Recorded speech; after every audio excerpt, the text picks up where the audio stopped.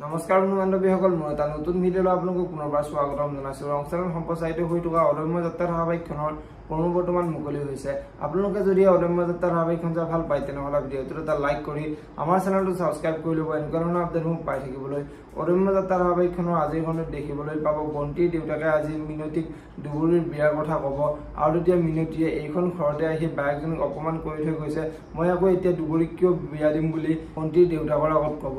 তেতিয়া বন্তিয়ে তোমাৰ যে কথা আৰু পেহী কি যে একেটা কথাতে লাগি আছ, তেওঁলোকৰ ভুল নাছিলে নহয়, আমাৰ মায়েহে ভুলকে শুনিছিল বুলি মিনতীৰ আগত ক'ব।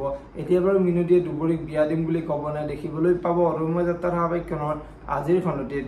আনফালে আজিৰ খণ্ডটিত ৰাহুলৰ মাকে দুবৰীক তোমাৰ বাৰু কিবা বিয়া বাৰুৰ কথা ঘৰত পাতিছে নাই, ঘৰত গাভৰু ছোৱালী থাকিলে মাকসকলৰ বহুত চিন্তা হয় বুলি দুবৰীৰ আগত ক'ব।